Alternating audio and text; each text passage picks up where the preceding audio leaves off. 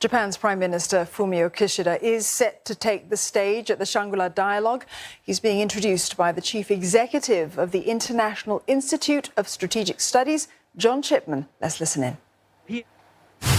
And the largest country in Europe that has been attacked.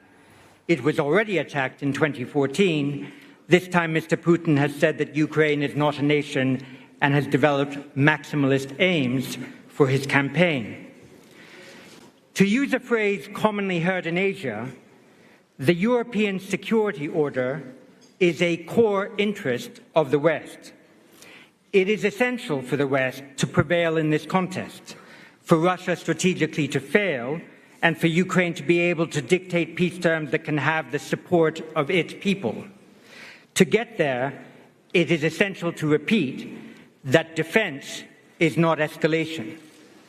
The paradox is that even though NATO has no formal obligation to Ukraine, the reputation of NATO is at least partly at stake in this war.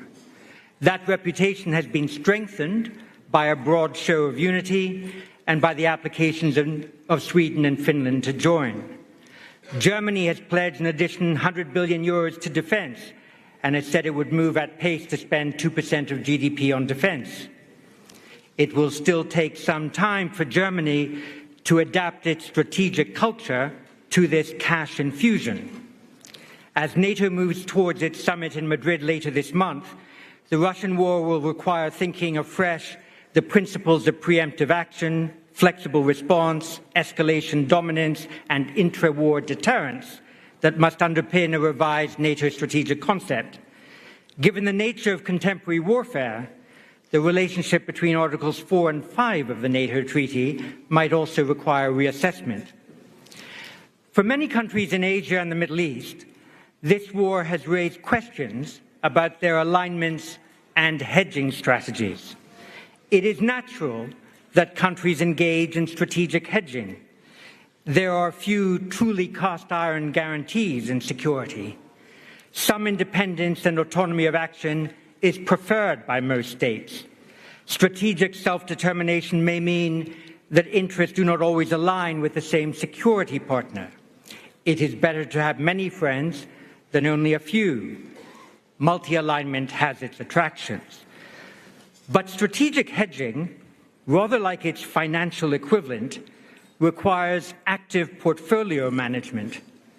Russia's strategic currency is now in free fall. It is perhaps not prudent to be too long Russia, again to use the financial markets term. Indeed, being overweight Russia right now, including for those countries that have traditionally had Russia as a major arms supplier, may prove costly in the medium and perhaps rather soon. Rebalancing might become necessary. What this war has additionally shown is that the Euro-Atlantic and wider Indo-Pacific strategic theaters are codependent. The largest importer of Ukrainian wheat is Egypt, the second largest Indonesia. The impact of this war in Europe is felt internationally. For North Americans and Europeans, who this weekend will be pledging their commitments to the Indo-Pacific region, success in Europe is vital to success in Asia. It is not simply a question of time commitment, but one of credibility. Put bluntly, how can one speak about helping to support a free and open Indo-Pacific when so far it has not proven possible to ensure a free and open Black Sea? Negotiations are unlikely to be enough. It will require some risk-taking to get the traffic moving again from the Black Sea to the rest of the world. We are proud that, considering the global impact of Russia's invasion of Ukraine, President Zelensky has agreed to speak to us from Kiev tomorrow at exactly 4 p.m. Singapore time, and I know that most of you assembled here will wish to be in this hall at that time. Against that background, it is a great honor to introduce the keynote speaker for the 19th Shangri-La Dialogue. We have someone who can speak with unique authority on the links between European and Asian security. Prime Minister Kishida of Japan became head of government having had a long period of success as Japan's foreign minister. He represents in the Diet a Hiroshima constituency whose history naturally shapes his appreciation of the horrors of nuclear war. Hiroshima will play host to the 2023 G7 summit that Japan will chair. As Prime Minister, he has developed his ideas on new capitalism and has been especially active on questions of international relations and strategy. He created a new cabinet position, Minister for Economic Security, which signaled the importance of economic statecraft in contemporary diplomacy, as well as the need to anticipate vulnerabilities caused by the various stresses on the global economic order. The Kishida administration will also be crafting a new national security strategy this year, the first update since 2013. Some in his party have suggested that Japan move toward the NATO standard of 2% of GDP expenditure on defense, a level that would put Japan as the third biggest defense spender in the world, behind only the US and China. Prime Minister Kishida, everyone in the audience and across the world will be fascinated to hear your thoughts on global security and Japan's contribution to it. It is an honor and a privilege to have you at the Shangri-La Dialogue. Prime Minister, the floor and this podium is yours.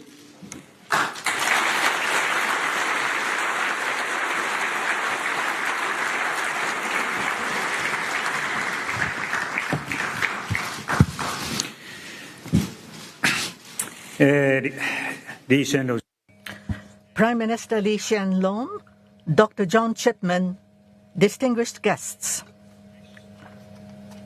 It is my great honor to deliver this keynote address at the Shangri-La Dialogue, a conference of long history held in high esteem. I would like to share with all the participants gathered here today how I perceive the current severe situation facing the international community and look ahead to the future we should all aspire to. There is no better place than this Shangri-La Dialogue to deepen such discussions. This is because Asia is indeed the center of gravity of the ever-expanding global economy, accounting for nearly 35% of it, and because the region continues to enjoy growth characterized by diversity and inclusiveness, with ASEAN upholding unity and centrality at its core. With the very foundations of the international order being shaken by Russia's aggression against Ukraine, the international community now stands at a historic crossroads. The last time the world faced such a major turning point was some 30 years ago. That was around the time that the Cold War, a period when the world was divided into two camps and people were afraid that the two sides' cold antagonism might heat up again. The Cold War came to an end and the post-Cold War era began. In an address to the Japanese Diet, Prime Minister Kiichi Miyazawa, who went before me as both a fellow legislator from Hiroshima and the leader of the Kochikai, the policy group I belong to, characterized the post-Cold War era as the start of an era of building a new order for global peace. In his speech to the Japanese parliament, squarely addressing the reality that Japan was called upon to play a greater international role in the security arena, Miyazawa, after an extensive debate in Japan, managed to get the Peacekeeping Operations Cooperation Act passed, and he deployed Japan's self-defense forces to Cambodia based on this act. With some 30 years having passed since Miyazawa's time, in what kind of era are we now living? Since the pandemic broke out, the world has become even more uncertain. Amidst continuing economic disruption, we have come to recognize the importance of reliable and secure supply chains. Then, as the world was still recovering from the pandemic, Russia's aggression against Ukraine occurred. No country or region in the world can shrug this off as someone else's problem. It is a situation that shakes the very foundations of the international order which every country and individual gathered here today should regard as their own affair. In the South China Sea, are the rules really being honored?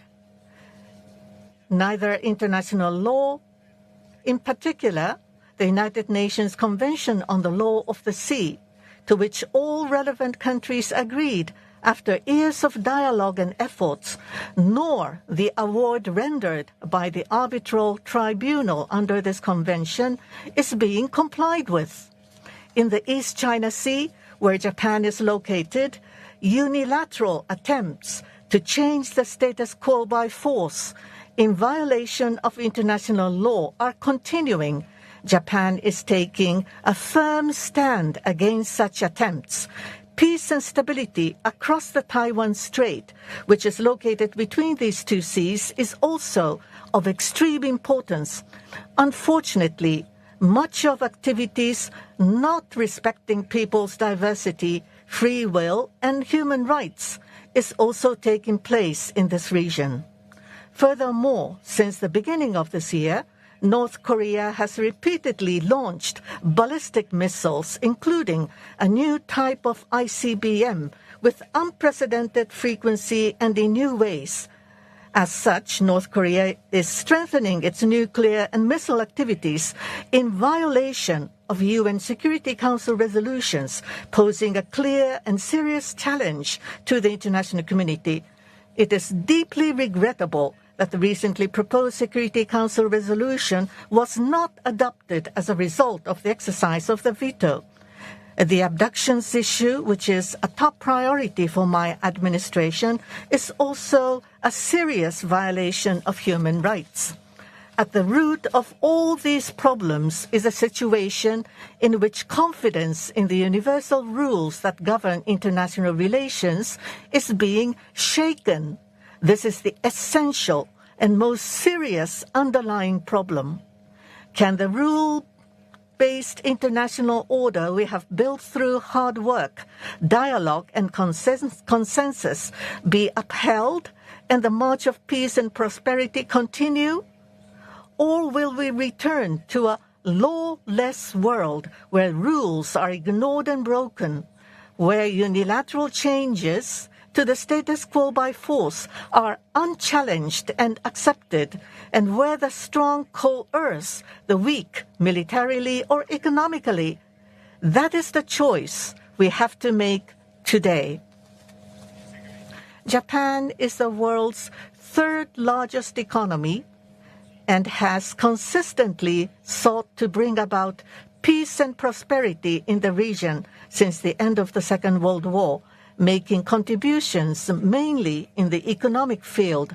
Accordingly, the responsibility Japan must fulfill is heavy. With that understanding, what role should Japan play in realizing peace and prosperity as we face this crossroads in history? While focusing on universal values that everyone should respect and defend, we must firmly hold aloft the banner of our ideals for the future, such as a world without nuclear weapons, while also responding astutely and decisively as the situation demands. I am committed to realism diplomacy for a new era that adheres to this kind of thorough pragmatism. In the midst of all this, Japan will not lose its humility, flexibility in valuing diversity, or tolerance that respects the individuality of others. However, we will be more proactive than ever in tackling the challenges and crises that face Japan, Asia, and the world.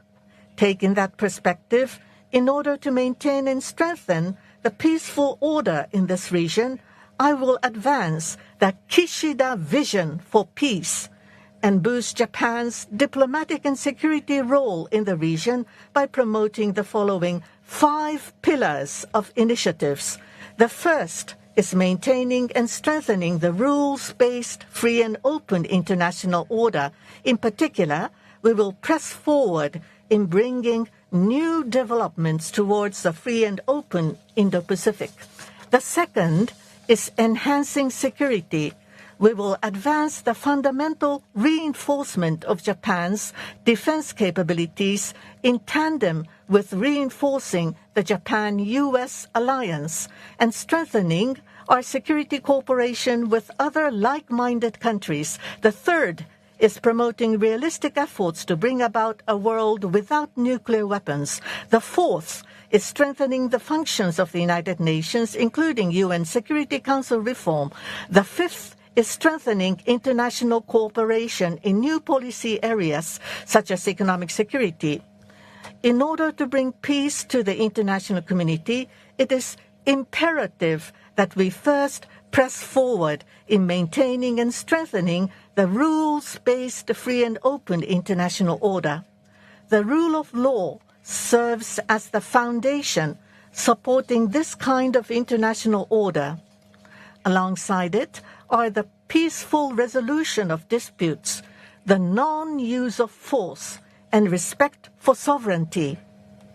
On the sea, it is freedom of navigation, and in the economy, free trade.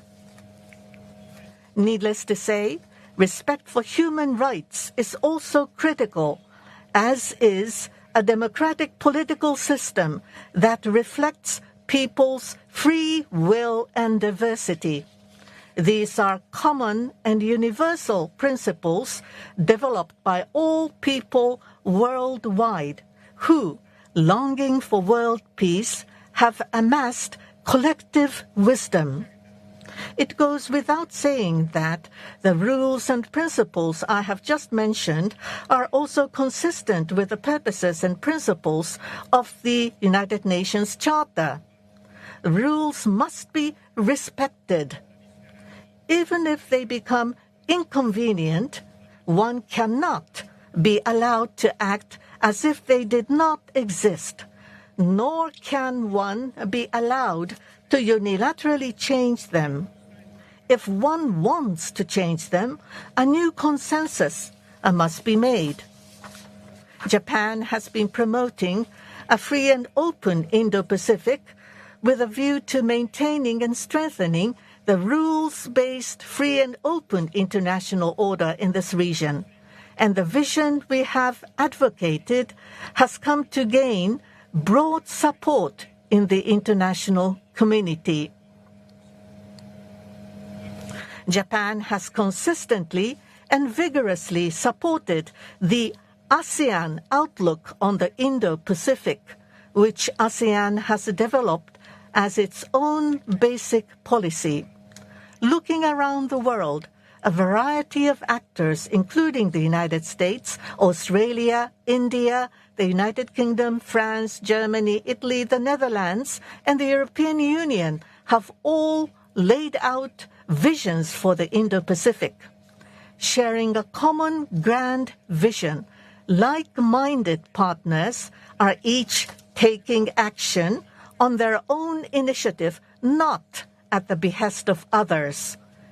This is the very concept of a free and open Indo-Pacific, which is based on inclusiveness, the so-called FOIP concept.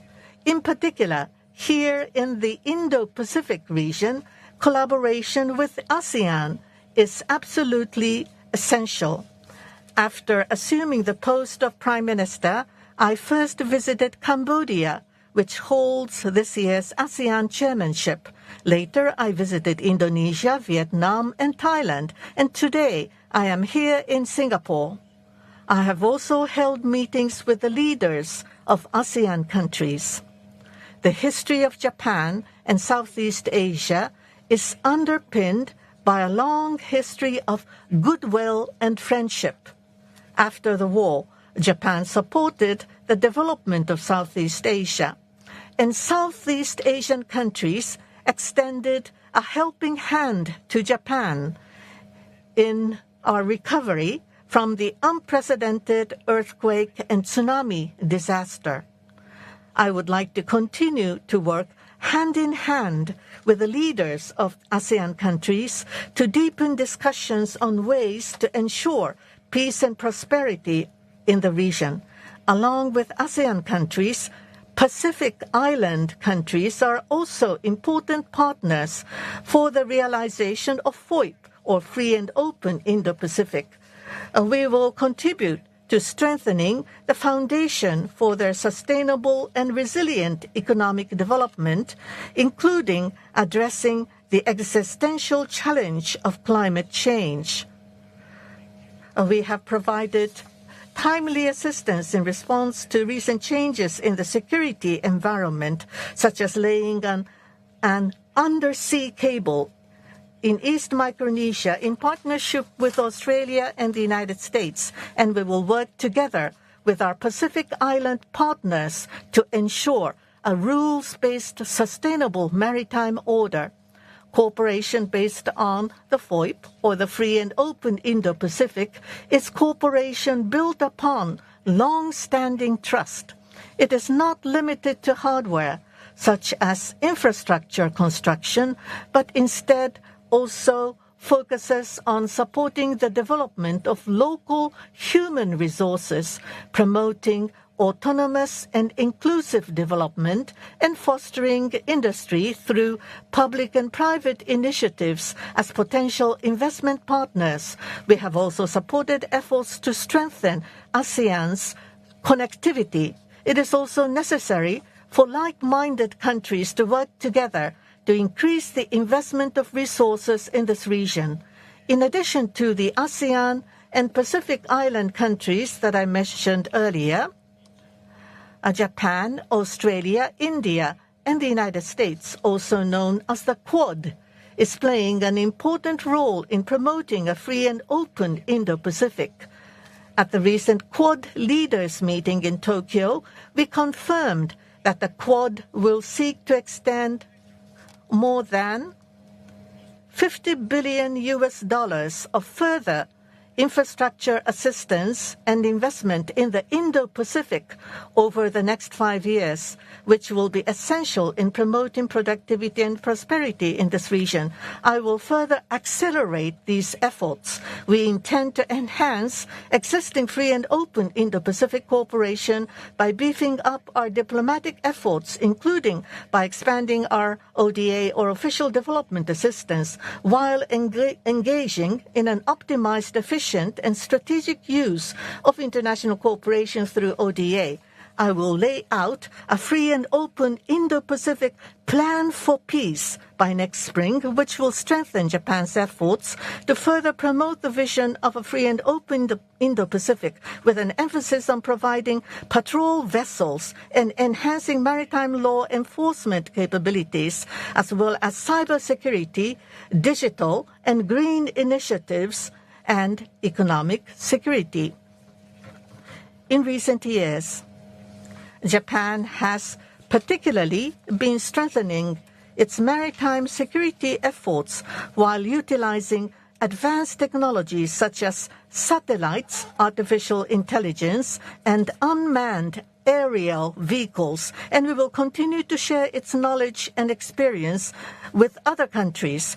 From this perspective, over the next 3 years, we will make use of technical cooperation, training, and other means conducive to strengthening the maritime law enforcement capabilities of at least 20 countries to promote efforts to train at least 800 maritime security personnel and strengthen their human resources networks.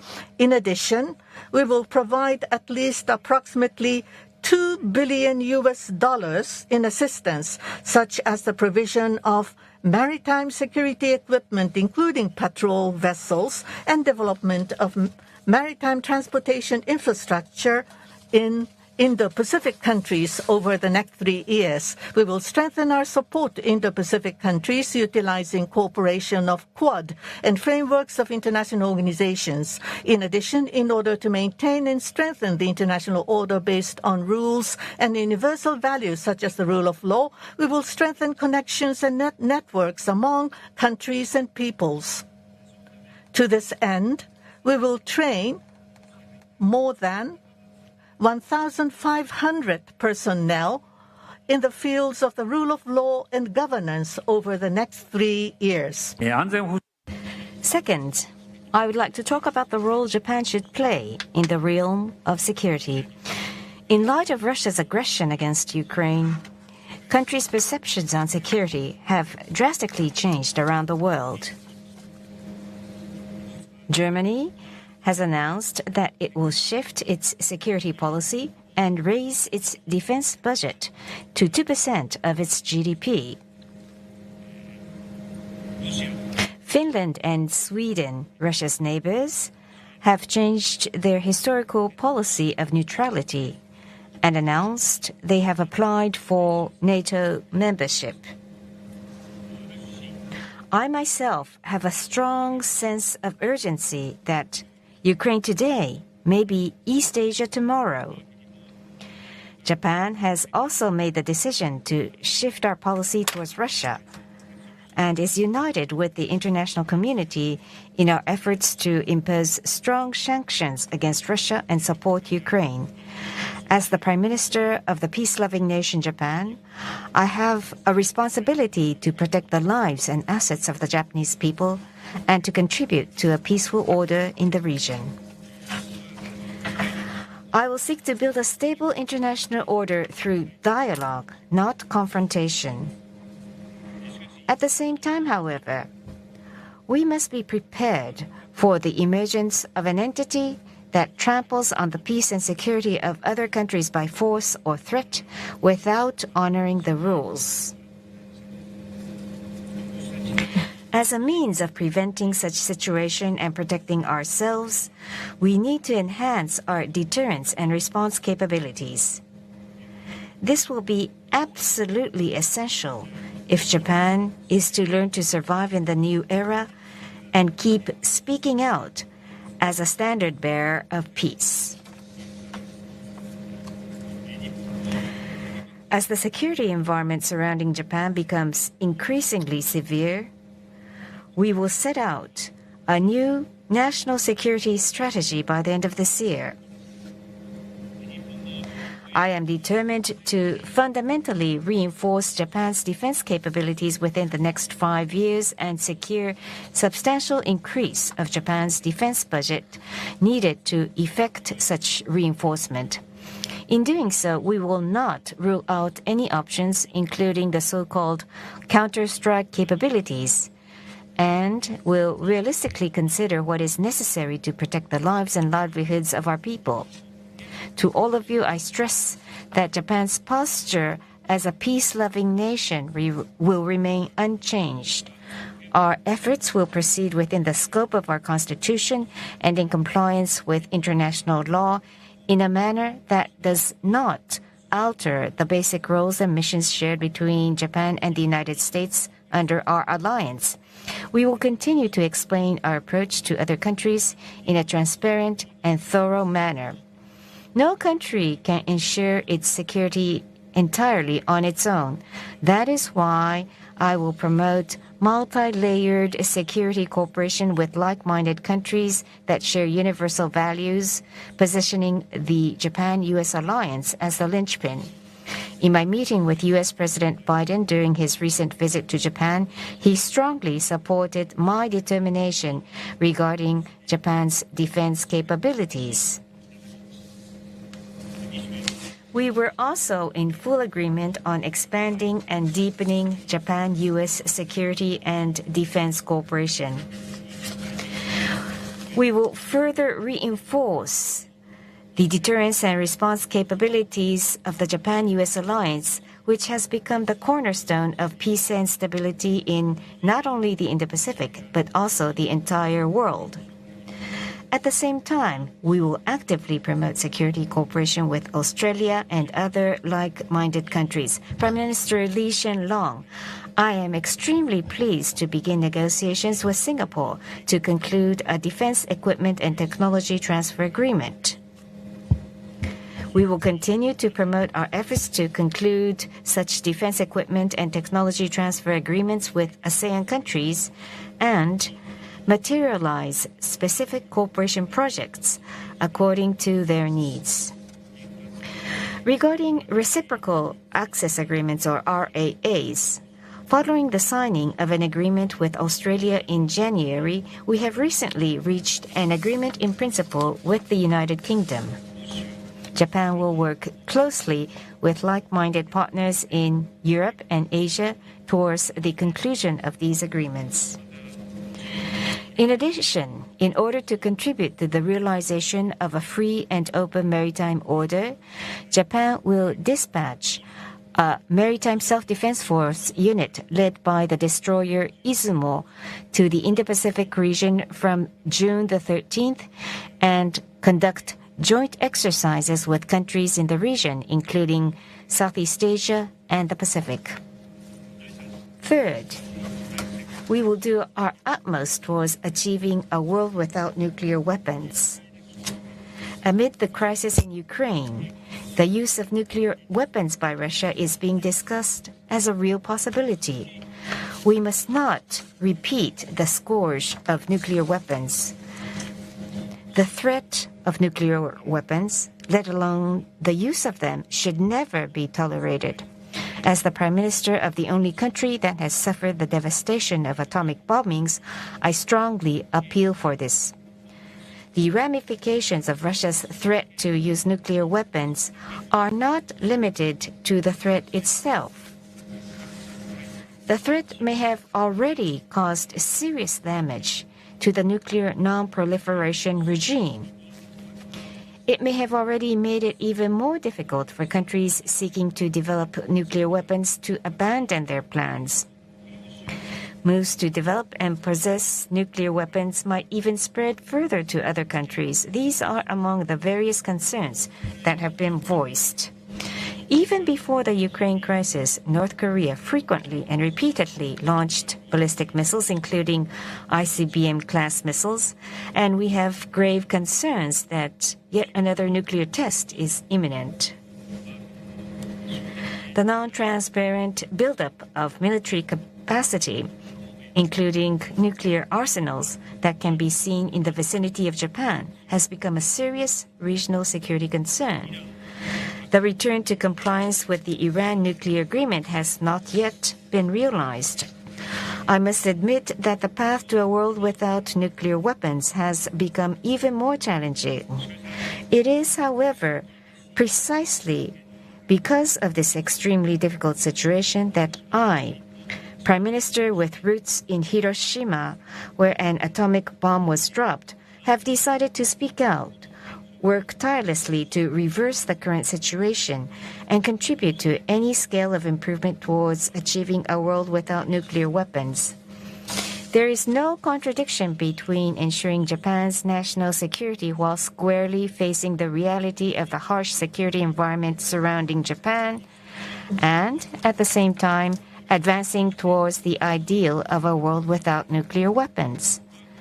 Based on the relationship of trust we enjoy with the United States, our sole ally, Japan will present a roadmap that will take us from the reality to our ideal and press forward with realistic nuclear disarmament efforts.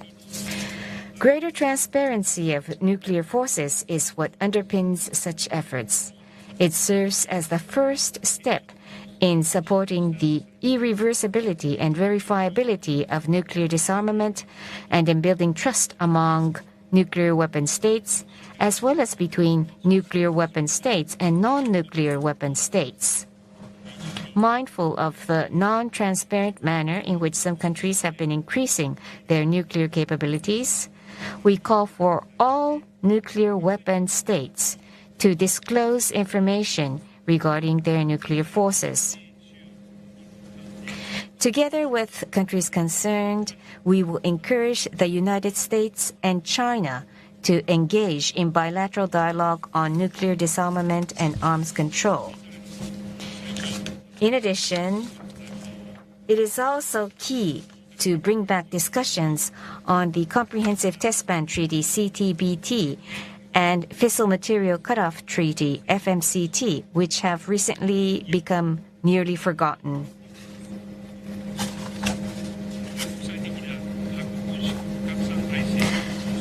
More than ever, we need to maintain and strengthen the NPT, the very cornerstone of the international nuclear disarmament and non-proliferation regime.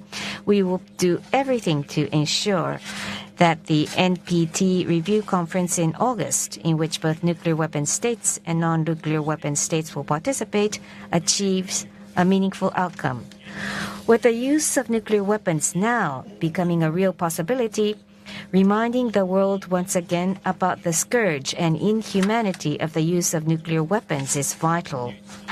As the only country to have suffered the devastation of atomic bombings, Japan will seize every opportunity, including the upcoming conference on the humanitarian impact of nuclear weapons, to convey the stark realities of atomic bombings to the world. Further, with a view to further bolstering discussions taken by the group of eminent persons for substantive advancement of nuclear disarmament, which I established when I served as Foreign Minister, and to rekindle the momentum for international nuclear disarmament, we will establish the International Group of Eminent Persons for a World Without Nuclear Weapons. This group will enjoy the involvement of incumbent and former political leaders of various countries, and our plan is to hold its first meeting in Hiroshima this year. With regard to North Korea, working towards the complete denuclearization of North Korea in accordance with the UN Security Council resolutions, Japan, the United States, and the Republic of Korea will work closely together in the areas of regional security, deliberations at the United Nations, and diplomatic efforts. And Japan will further act in cooperation with the international community as a whole. Through each and every concrete effort, we will strive to move step by step towards a world without nuclear weapons. Fourth, no time can be lost in reforming the UN, which should serve as the guardian of peace. Russia, a permanent member of the UN Security Council, a body having primary responsibility for maintaining international peace and security, has engaged in an outrageous act that has shaken the very foundation of the international order, causing the UN to face a time of trial. Japan's stance of attaching importance to the United Nations remains unchanged. Since my time as Foreign Minister, I have been actively working towards the reform of the UN. Now, having assumed office as Prime Minister, I have taken advantage of summit-level diplomatic opportunities to hold discussions with leaders of various countries on ways to strengthen the functions of the United Nations. UN reform is not an easy task, given the complexity of the intertwined interests of various countries. But Japan, as a peace-loving nation, will lead discussions to strengthen the functions of the United Nations, including the reform of the Security Council. Japan will join the UN Security Council starting next year, and in the Security Council too, we will work tirelessly. At the same time, we will also seek a way forward for global governance that responds to the new challenges in the international community. Finally, I would like to discuss international cooperation in new policy areas such as economic security. In the midst of an unprecedented pandemic, the vulnerabilities of the global supply chain have come to the fore, exerting unjustifiable economic pressure on other countries to impose unilateral claims or intentionally disseminating disinformation can also never be accepted. The aggression against Ukraine has made us even more aware of the clear and urgent need to make our own economy more resilient, as it directly affects our everyday lives. Taking into account that the economy is directly linked to national security and that areas such as cybersecurity and digitalization are becoming increasingly important for national security, we will promote economic security initiatives to ensure the security of the nation and our people from an economic perspective. In Japan, to address this challenge, the Economic Security Promotion legislation was enacted under my leadership. However, Japan cannot go at this alone. International cooperation is essential, including within frameworks of like-minded countries such as the G7. Japan and ASEAN have long been building multi-layered supply chains. It is crucial that our public and private sectors continue to invest in maintaining and strengthening these supply chains. To this end, Japan will support more than 100 supply chain resilience projects over the next 5 years. In addition, once a country's status in the international community, including its economic development, has been elevated, that country should not only enjoy the benefits, but more importantly, it should also fulfill the responsibilities and obligations commensurate with that status. Economic cooperation and financing must be characterized by transparency, and they should lead to the long-term welfare of the people of the recipient country. We will continue to promote economic cooperation based on the idea of human security, respecting the ownership of each country and the interests of its nationals. To achieve prosperity in these difficult times, ASEAN and the Indo-Pacific region must remain the growth engine of the world. Japan will contribute to building resilient nations that can overcome any great or difficult challenges they may face. Ladies and gentlemen, I ask you to contemplate our future. The vision I have shared with you today, the vision of a rules-based, free and open international order, is one in which we all work together.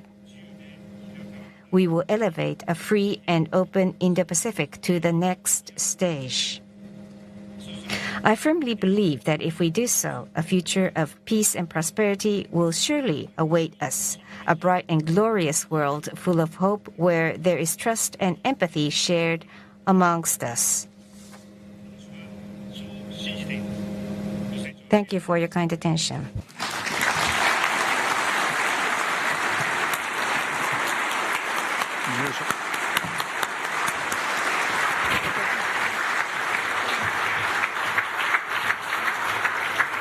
Prime Minister, thank you very much for a speech rooted in principle, rich in policy innovation and full of practical suggestions. I think we have time for 2 or 3 questions before opening it up to dinner.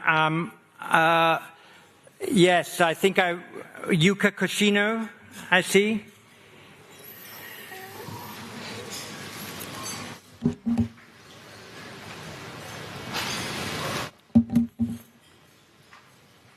If the microphone were to move at pace, there we go.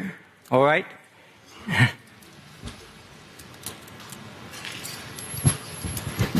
Thank you, John, and thank you very much, Prime Minister, for your speech on Kishida's vision for peace.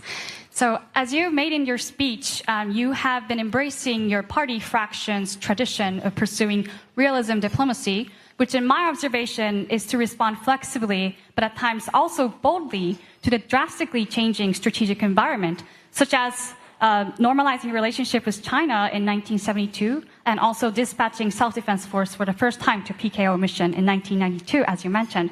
So, in your realism diplomacy for the new era, what does that realism diplomacy look like? What do you hope to achieve in your realism diplomacy towards China? Thank you. Answer.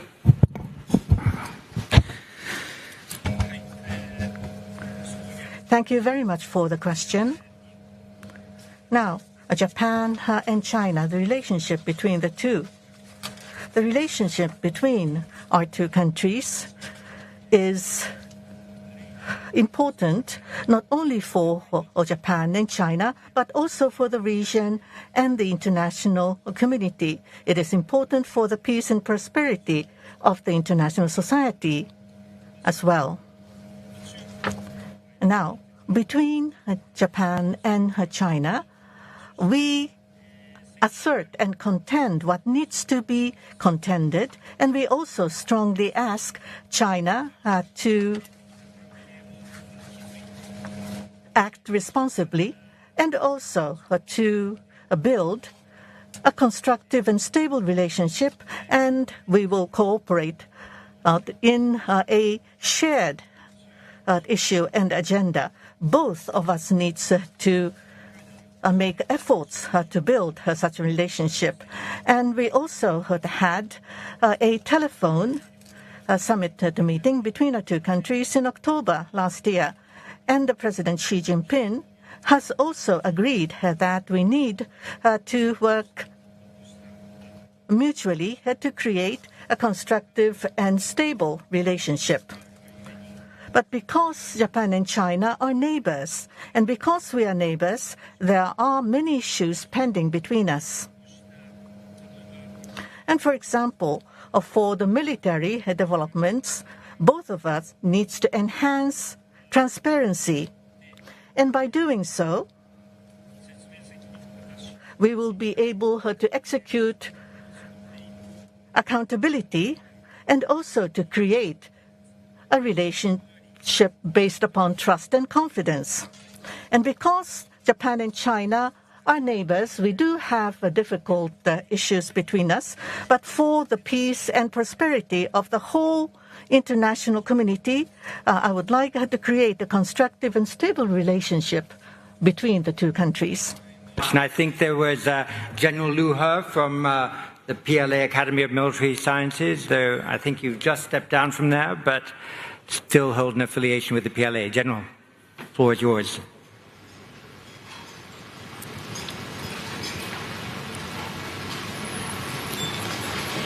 Standing up is a great technique to get a microphone towards you. Thank you very much. There you are.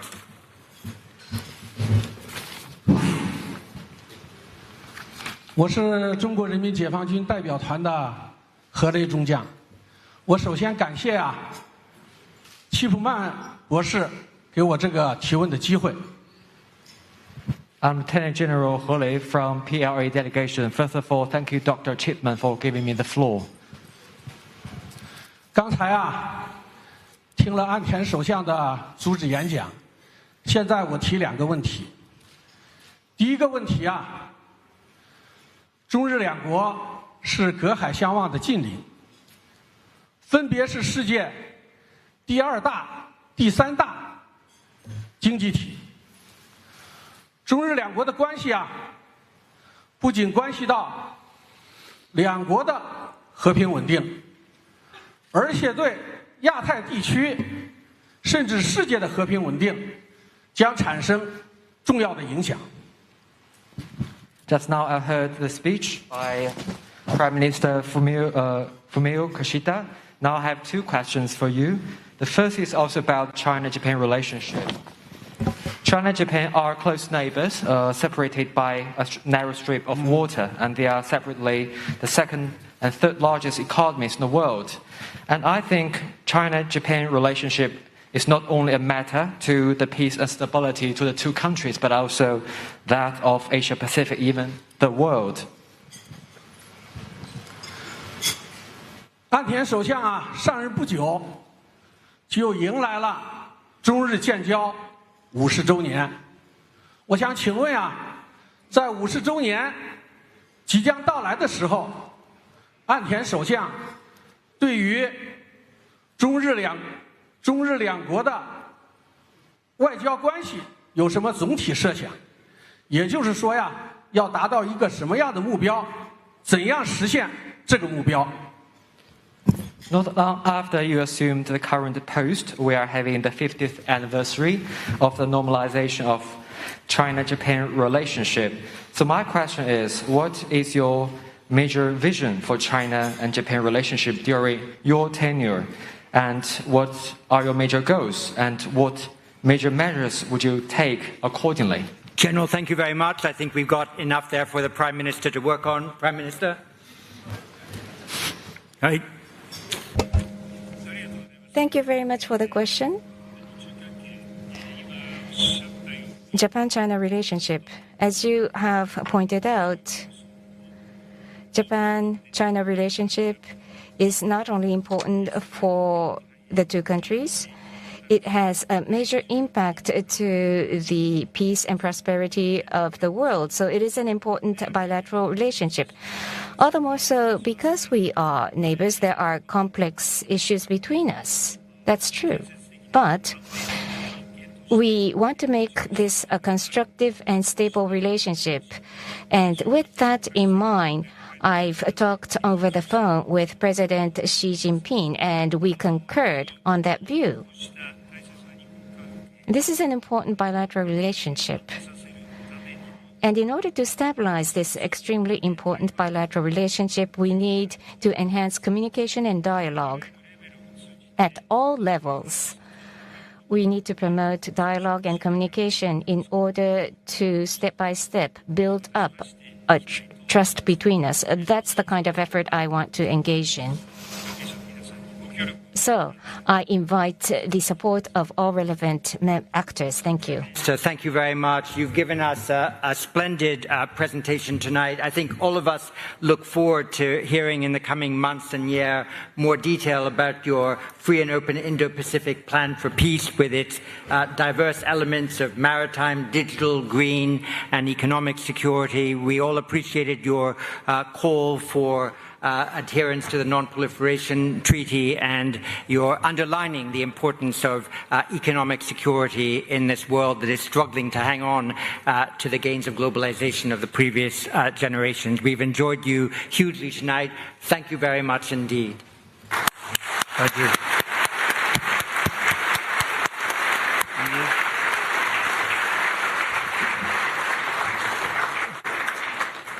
If you're just joining us, we've been listening to Japanese Prime Minister Fumio Kishida deliver the keynote address at the Shangri-La Dialogue here in Singapore. He also took several questions from the audience. Now, in his speech to delegates this evening, Mr. Kishida spoke of the historic crossroads at which the world finds itself as a result of Russia's invasion of Ukraine and its impact on the world. Now, he shared concerns that Ukraine today may be East Asia tomorrow. No country, he said, can shrug off this war, one that he said has shaken the very foundations of the international order. Now, in what can be surmised, perhaps, as a clear and direct message to China's military buildup and activities in the South China Sea, he questioned if the rules of the South China Sea were being recognized, respected, and complied with. And he also framed the clear and serious challenge that North Korea's recent missile tests have also been for the region and for the world.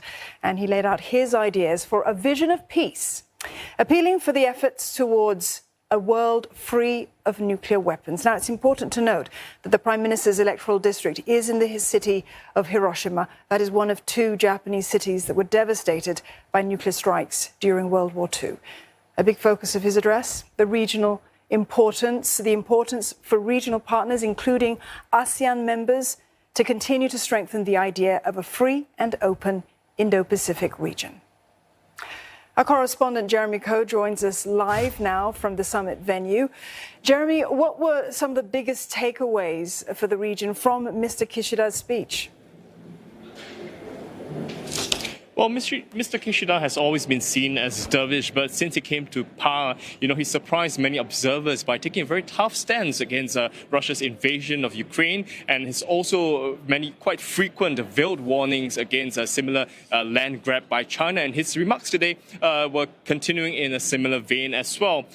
Using the Ukraine crisis, he said that no country or region can shrug off the Ukraine war. And like you mentioned earlier, he also said Ukraine today may be East Asia tomorrow.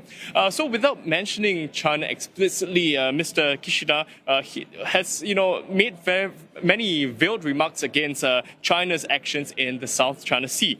Now, he said in the South China Sea, are the rules really being followed, being honored? In the East China Sea, East China Sea, he also said that unilateral attempts to change the status quo by force and that Japan is taking a firm stance against such actions. So, as again I said earlier, he did not mention China by name, but all these examples that he cited pointed to actions by Japan's giant neighbor. And he also said that peace and stability in the Taiwan Straits are of extreme importance.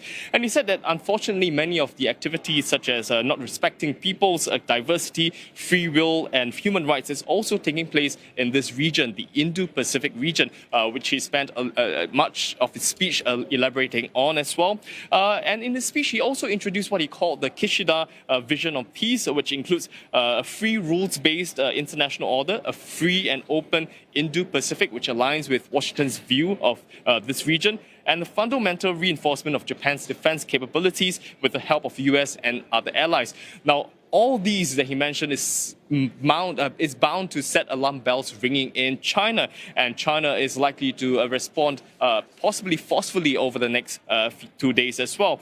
And he also said that Japan will be more proactive than ever in tackling the crises that faces Japan, Asia, and the world.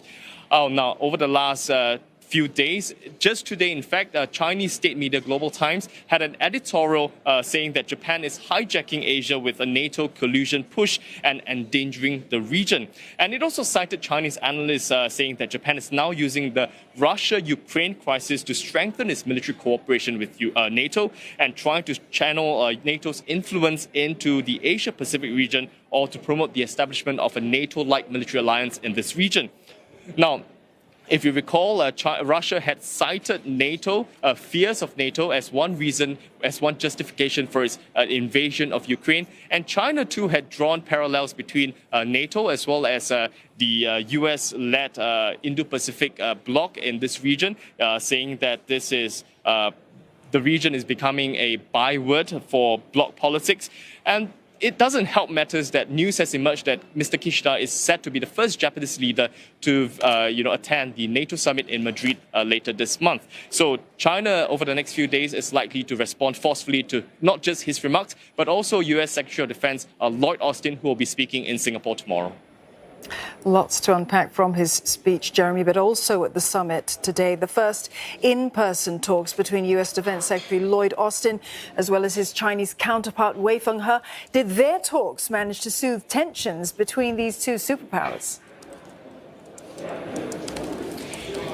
Well, both sides painted the talks as being constructive and candid, and they also said that it's a good move in terms of helping to, resolve the tensions between both sides. As we know, tensions have been rising between the two superpowers ever since the administration of Trump, and even now with the Biden administration, tensions have still been rising, especially because of increasing Chinese aircraft incursions into Taiwan's air defense identification zone. And President Joe Biden, during a visit to Japan last month, he appeared to, break decades of U.S. policy by saying that Washington would defend Taiwan militarily if it's attacked by China. Now, this breaks with the U.S.'s long-standing policy of ambiguity when it comes to the defense of Taiwan. And so today, this is something that they talked about as well during their talks.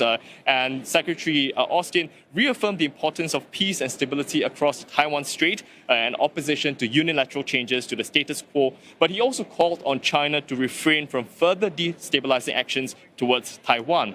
Now, on the Chinese side, Minister Wei also reiterated China's firm stance on Taiwan, saying that there's only one China and Taiwan is an inalienable part of China. And he also said that the political foundation of the Sino-US relationship is based on one China policy, and that playing the Taiwan card is doomed to failure. And Mr. Wei also talked about the arms sales from Washington to Taiwan. He said that it severely violated the One China principle, and it also undermines peace and stability across the Taiwan Straits, and that China strongly condemns it. And of course, on the Ukraine issue as well, they both exchanged talks and views on that as well.